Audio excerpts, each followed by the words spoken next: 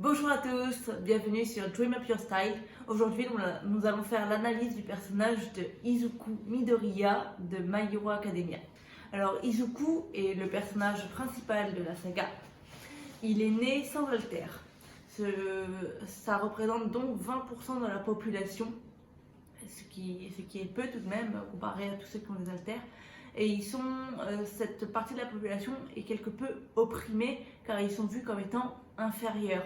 Parce qu'en fait, l'haltère, ça se déclenche, il leur manque une articulation au petit orteil gauche, il me semble. Et alors, je sais plus si c'est les deux orteils ou si c'est le gauche. Enfin bref, il leur manque une articulation à l'orteil. Et Midoriya a cette articulation, du coup il n'a pas évolué dans le sens archéologique même du terme, et alors il n'a pas d'alter. Mais Izuku est fan de héros, notamment de All Might. C'est peut-être très certainement même le plus grand fan de All Might, et depuis tout petit. Il regardait ses vidéos en étant super excité, sa mère l'encourageait vachement là-dedans et compagnie. Et ça a été la douche froide parce qu'il a appris qu'il n'avait pas d'haltère. D'ailleurs, c'est pour cela que sa mère a pris énormément de poids. C'est expliqué dans le manga qu'elle a pris autant de poids parce qu'elle se faisait énormément Elle était très inquiète pour Izuku par rapport à son rêve qu'il ne pourrait pas accomplir. Mais Izuku a un vrai cœur de héros. D'ailleurs, All Might va le reconnaître ça, et c'est comme ça qu'il va devenir son successeur. Izuku, c'est un garçon qui est très généreux, très passionné et très gentil. Il a tendance à se montrer plutôt introverti et timide au début du manga. Après, il est toujours un petit peu au fur et à mesure, car ça fait vraiment partie de son caractère. Mais il va se développer, on va en reparler.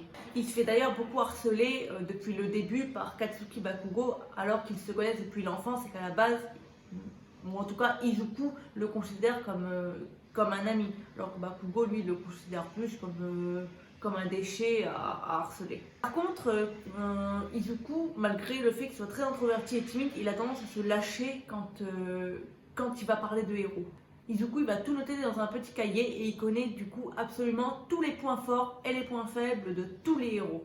Parce qu'il les observe, c'est un très grand observateur, il va les observer, il va tout noter sur même pas un cahier, pardon, il en a une centaine de cahiers qu'il remplit à chaque fois et qu'il garde précieusement pour pouvoir le ressortir. Et même, vous vous rappelez que je dis qu'il était généreux, il va jusqu'à donner ces informations à ses amis pour qu'ils puissent combattre convenablement et vaincre, surtout quand ils font des matchs amicaux. Ça fait de lui du coup une véritable encyclopédie vivante. C'est une érudition concernant les héros, c'est incroyable. Et du coup, comme je l'ai dit, ça va énormément lui servir d'avoir autant de connaissances sur les héros, parce qu'il va savoir du coup retourner la situation assez facilement.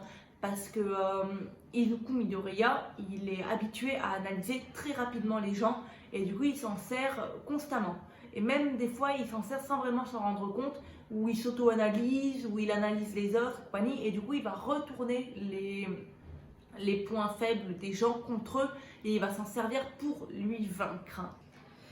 D'ailleurs, il va se servir de cette capacité analytique extrêmement performante pour s'auto-analyser et puis faire, comme dit Bakugo, une psychanalyse, hein, pour pouvoir vraiment évoluer très vite. C'est comme ça qu'il va pouvoir combler rapidement ses failles et en faire des forces.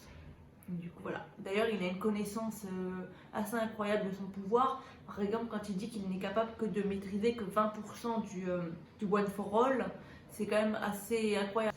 Il va se servir de cette capacité analytique également pour analyser les gens dans leur vie quotidienne. Par exemple, quand il voit pour la première fois Endeavor, il en a extrêmement peur. Durant le stage chez Endeavor, justement, quand ils les attendent devant la gare, là, quand il va le voir, il va se dire, d'ailleurs il le dit lui-même, qu'Endeavor a changé, qu'il est plus calme et plus bienveillant. Izuku, c'est également un garçon très sensible. Il a tendance à vivre littéralement ses émotions. Il a tendance à se laisser submerger par celles-ci d'ailleurs, notamment au début du manga, on le voit souvent pleurer à chaudes larmes.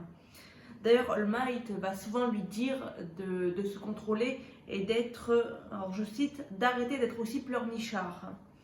Et du coup, ça veut dire de s'endurcir. Alors après, All Might lui dit ça dans le sens pour le protéger en fait. Parce qu'un héros, il va être amené à voir des choses horribles et il ne faut surtout pas qu'il perde son sang-froid. Parce que perdre son sang-froid, ça veut dire échouer la mission souvent. Parce qu'on va faire les choses à chaud et il faut savoir vraiment réfléchir pour pouvoir prendre les bonnes décisions. Il est également extrêmement bienveillant, comme dit précédemment, où il n'hésite pas à donner vraiment ses notes à ses camarades, à vraiment aider les gens. C'est vraiment très généreux et très bienveillant. Il veut vraiment hisser tout le monde vers le haut. Mais ça, on le voit vraiment notamment avec Katsuki, en fait.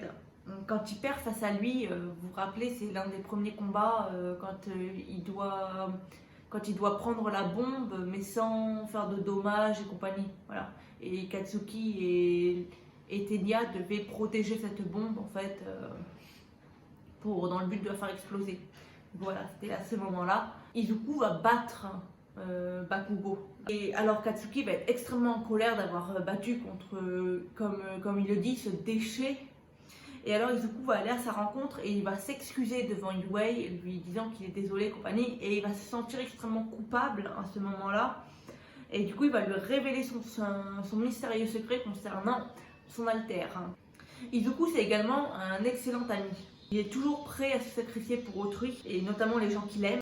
Mais cela va le faire culpabiliser en fait de se mettre autant en avant, mais aussi de se mettre en danger vis-à-vis notamment de sa mère qui elle ne supporte pas ça et se met à pleurer immédiatement, où elle dit tout le temps tu vas me faire un arrêt cardiaque. Et du coup, il culpabilise tout de suite vis-à-vis de ça parce qu'il aime terriblement sa mère. C'est d'ailleurs pour cela qu'Izuku va quitter Yuei, qui a l'alter recherche. Il peut savoir exactement où se trouve Izuku. Il a un petit peu peur de ça et il a peur qu'il attaque Yuei, alors il préfère partir. Il ne peut pas leur imposer sa présence et en sachant pertinemment que sa présence pourrait les mettre en danger. Alors cela le fait culpabiliser et il part. Parce que Izuku, il a une faible estime de lui-même et il voit sa présence comme une épée de Damoclès posée en permanence sur la tête de ses amis. Et alors ça, il ne veut pas. Et alors il préfère être seul. En fait, même si lui souffre de ça, il préfère souffrir que de faire souffrir autrui. Et pour mettre le point sur le fait qu'Izuku n'a pas vraiment de valeur sur sa vie ou sur sa personne, c'est au début, quand il apprenait à maîtriser son alter, il n'avait aucun mal à se briser tous les os pour protéger autrui. Lorsqu'il va sauver Kota dans ce combat contre Muscular notamment, où vraiment Muscular était bien plus puissant que lui, mais malgré tout, il aurait pu attraper, avant de se briser les jambes, il aurait pu attraper Kota et fuir. Mais non, il avait peur que Muscular les rattrape, alors il a préféré se battre. À un moment, il s'est vraiment battu à 100% où il s'est brisé absolument tous les os. D'ailleurs, cela a bien failli lui coûter son bras. Ça, on le voit également quand il va sauver Eri, notamment, où heureusement qu'elle était là pour faire à chaque fois le rembobinage au niveau de ses os cassés pour lui sauver la vie. Au tout début du manga, on voit un Izuku qui va se faire victimiser et cela a beaucoup d'impact, notamment dans sa vie actuelle et dans le choix de son nom héroïque. Le principal harceleur, c'est Bakugo Katsuki, qui va ensuite devenir son principal rival avec Shoto Todoroki. Et ils sont également amis, même si Bakugo refuse de l'admettre.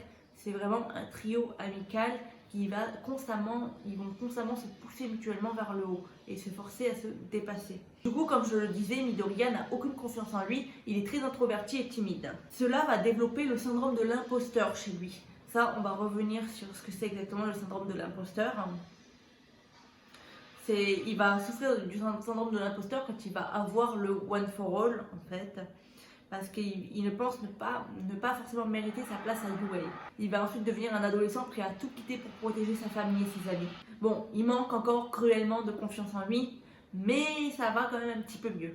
Il a peu de valeur de sa vie, certes, mais il s'est quand même développé. Après, Izuku, il a énormément de... Il est habité par des peurs qu'il arrive à dépasser pour protéger autrui, mais il a notamment peur de décevoir les gens. C'est d'ailleurs pour ça qu'il préfère être en solo sur des missions telles que arrêter All for One.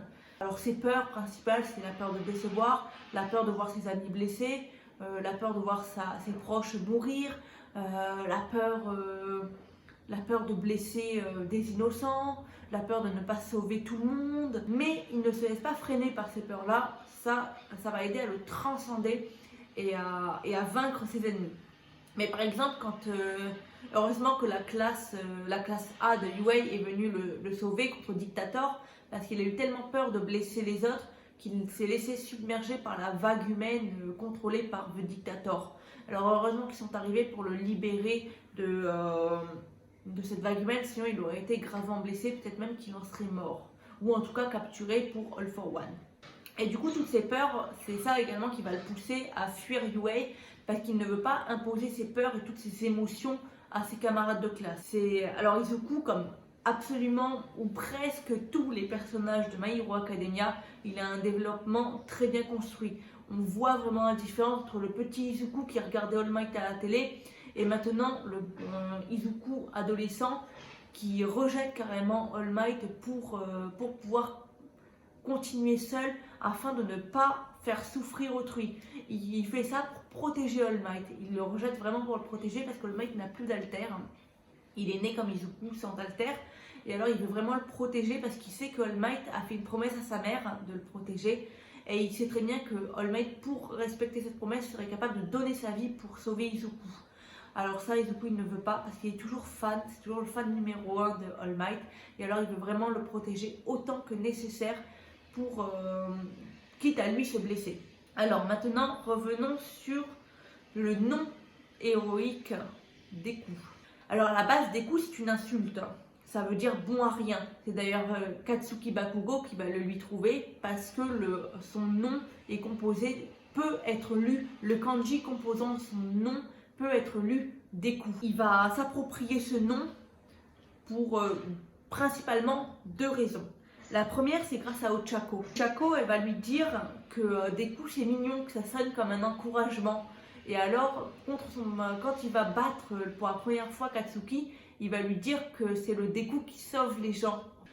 Ensuite, la deuxième raison, c'est son syndrome de l'imposteur.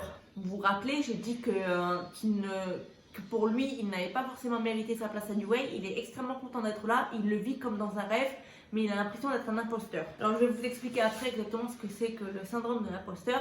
Mais du coup, il se fait appeler Deku parce qu'il n'a pas forcément l'impression de mériter un nom de héros digne de ce nom, puisque c'est un imposteur.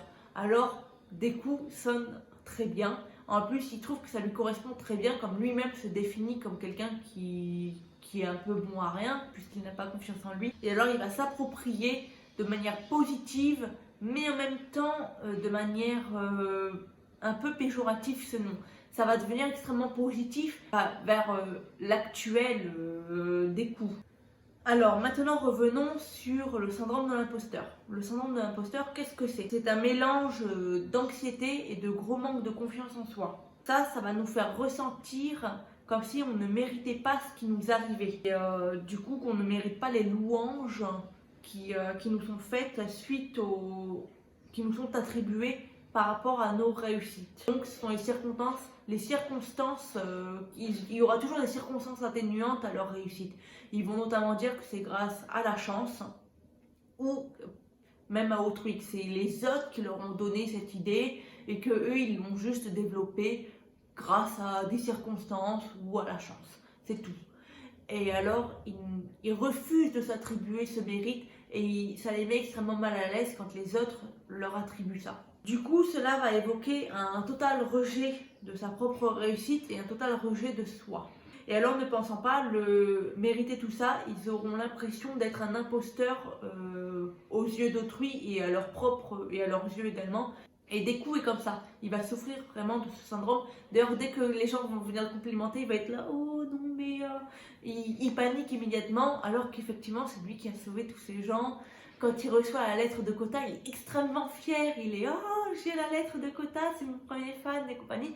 Mais en même temps, il est en mode « Pourtant, j'ai pas fait grand-chose pour le sauver. » Il est vraiment très mal à l'aise par rapport à ça, il est très humble, mais il souffre du syndrome de l'imposteur. Du coup, c'est pour ça également qu'il a choisi le nom Deku. Voilà, j'espère que tout ça, ça vous a servi ou en tout cas que vous avez trouvé cette vidéo intéressante comme les autres. Si vous avez des suggestions, n'hésitez pas à me les proposer en commentaire ou même sur TikTok, ou sur Facebook ou même sur Instagram en message privé ou quoi que ce soit. N'hésitez surtout pas, moi ça m'intéresse toujours. N'hésitez pas à me faire vos retours également, à me dire si c'est bien, moins bien, s'il y a des choses à améliorer ou pas. Je pense qu'il y aura forcément des choses à améliorer, on peut toujours s'améliorer. Alors n'hésitez pas à me le dire. Voilà, si j'ai loupé si je n'ai pas tout dit, parce que bon, on ne peut jamais tout dire, mais n'hésitez pas à éclaircir le point en commentaire. N'oubliez pas que je fais également toujours une petite vidéo TikTok en complément, ce que j'appelle le complément d'analyse. Je le fais exprès, c'est pour nourrir également mon contenu TikTok. Alors n'hésitez pas à me rejoindre, c'est pareil que la chaîne, c'est Do It Up Your Style. Alors n'hésitez surtout pas à me rejoindre et vous abonner à ma chaîne YouTube pour ne rien louper. Et sur ce, je vous dis à la prochaine, à bientôt. Bonne journée à vous.